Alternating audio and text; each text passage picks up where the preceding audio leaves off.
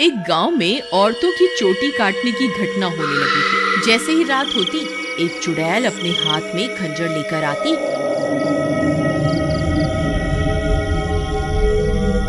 और जो भी औरत उसे सोती हुई मिलती, वह चुड़ैल उसकी चोटी काट कर वहां से चली जाती।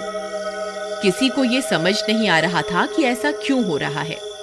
फिर एक दिन, अरे भगवान, अपने बालों को छुपा कर रखो।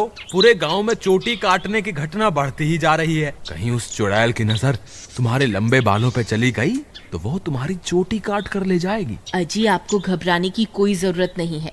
किसी चुड़ैल की इतनी हिम्मत कहाँ कि वो मेरी चोटी को हाथ भी लगा सके। अच्छा, ये बात है। जैसी तुम्हारी मर्जी। मेरा काम था तुम्हें होशियार करना।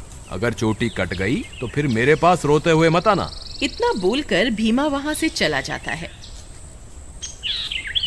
फिर रात होने पर वह चोटी काटने वाली चुड़ैल फिर से गांव में आती है। वह अपने शिकार को इधर उधर ढूंढ रही होती है।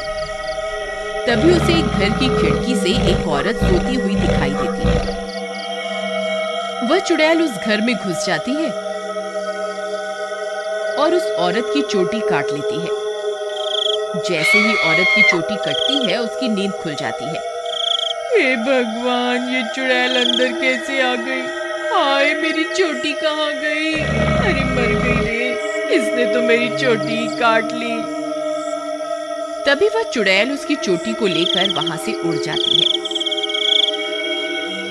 तभी वह औरत उसका पीछा करती है, लेकिन वह चुड़ैल अंधेरे में कहीं गायब हो जाती है। तभी उसका पति भी उसके पीछे पीछे वहां आ जाता है। क्या हुआ मीना, तुम अचानक इतनी रात को यहाँ क्यों भाग कर आ गई? देखिए ना, इस चुड़ैल ने मेरी चोटी ही काट दी और न जाने अंधेरे में कहाँ गायब हो गई है।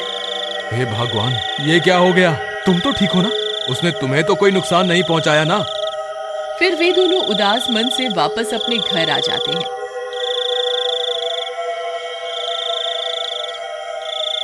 अगले दिन सुबह होने पर मीना की चोटी कटने की बात पूरे गांव में फैल जाती है। सब लोग उस चुड़ैल के बारे में बातें कर रहे होते हैं।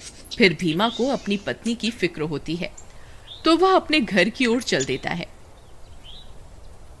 घर पहुंचकर वह अपनी पत्नी के कमरे में जाता है तो देखता है कि उसकी पत्नी अपने बालों को संवार रही होती है। अरे सुमन, तुम्हें पता चला? कल रात को मेरे दोस्त मोहन की पत्नी की चोटी उस चुड़ैल ने काट ली। मुझे तो तुम्हारे लिए बहुत डर लग रहा है। कहीं वो चुड़ैल यहाँ ना आ जाए। अजी, हमें घबराने की कोई जरूरत नहीं। आप डरिए मत, मुझे कुछ नहीं होगा। सुमन, तुम्हारे बाल तो दिन ब दिन लंबे ही होते जा रहे हैं। पहले तो ये इतनी तेजी से नहीं बढ़ रहे थे। ये अचानक से इन्हें क्या हो गया? अजी, मैं अब अपने बालों की कुछ ज्यादा ही देखभाल कर रही हूँ ना, इसलिए। ठीक है, ठीक है, तुम अपना ख्याल रखा करो। मैं अपने दोस्त मोहन से मिलकर आता हूँ।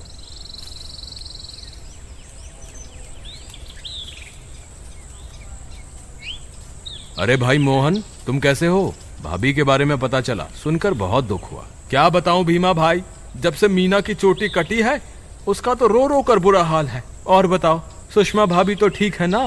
अब तुम्हें भाभी का बहुत ज्यादा ख्याल रखना होगा, कहीं चुड़ैल उन्हें अपना अगला शिकार न बना ले। तुम सही कहते हो भाई, मुझे भी बहुत फिक्र हो रही है। ठीक है, अब मैं चलता हूँ। तुम अपना और मीना का ध्यान रखना। फिर इतना बोलकर भीमा वापस अपने घर आ जाता है।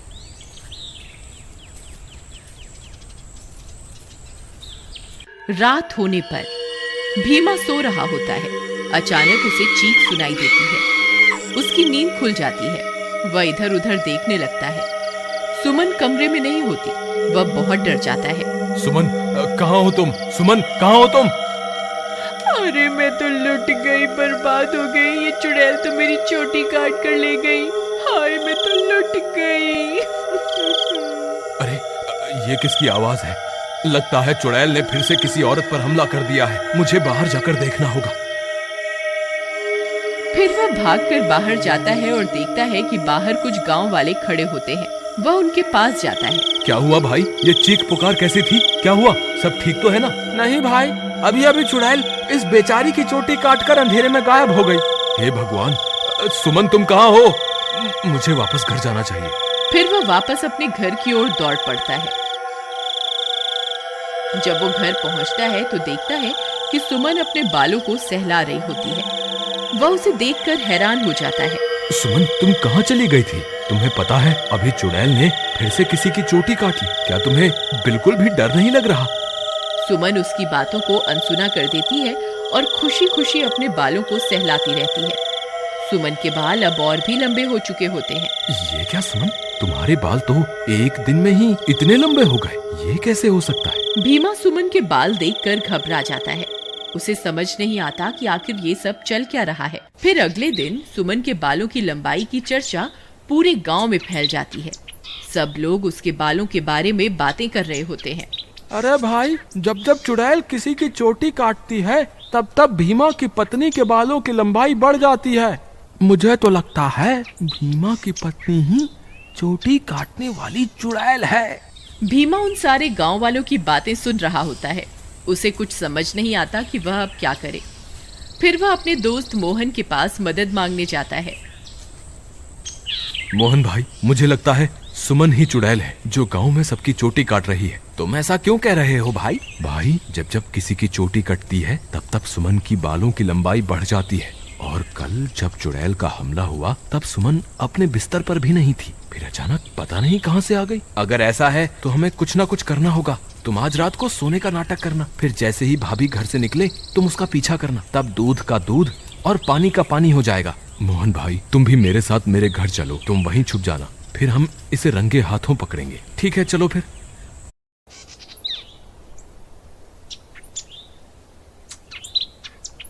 फिर वे दोनों भीमा के घर आ जाते हैं और मोहन अलमारी के पीछे छुप जाता है।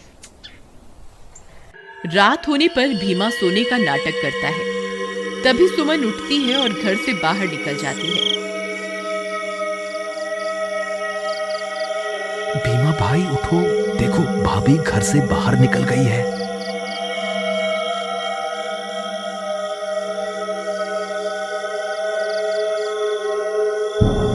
सुमन थोड़ी दूर जाते ही चुड़ैल में बदल जाती है और अपने शिकार की तलाश करने लगती है। भीमा और मोहन की आंखें फटी की फटी रह जाती हैं। भीमा भाई, तुम्हारा शक सही निकला, तुम्हारी बीवी तो चुड़ैल निकली। मोहन भाई, अब क्या करें? ये जरूर अपने शिकार की तलाश में निकली होगी। अगर हमने इसे नहीं रोका तो आज ये फिर से किसी की चोटी काट लेगी। लेकिन भीमा भाई, भाभी सबकी चोटियां क्यों काट रही है? मुझे क्या पता भाई, जब तू अपनी भाभी से मिलेगा तो पूछ लियो। चलो इसका पीछा करते हैं।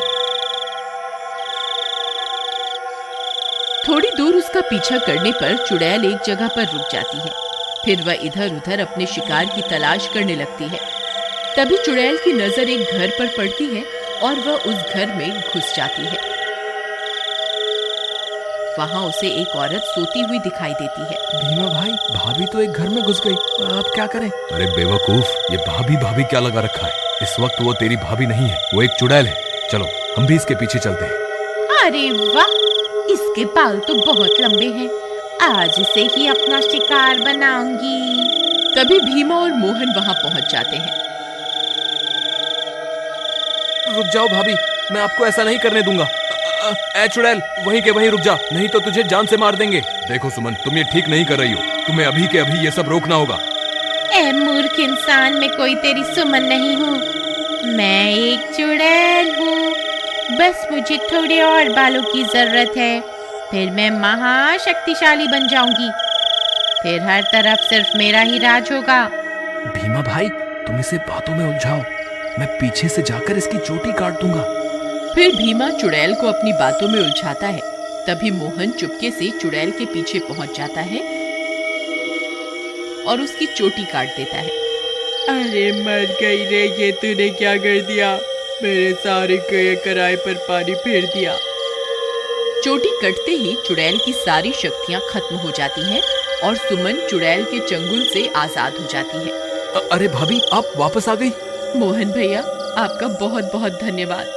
आपकी वजह से मुझे इस चुड़ैल से मुक्ति मिल गई। भीमा भी अपनी पत्नी को वापस पाकर खुश हो जाता है और वे दोनों फिर से एक साथ रहने लगते हैं। इस तरह गांव वालों को चोटी काटने वाली चुड़ैल से छुटकारा मिल जाता है और सब गांव वाले हंसी खुशी रहने लगते हैं।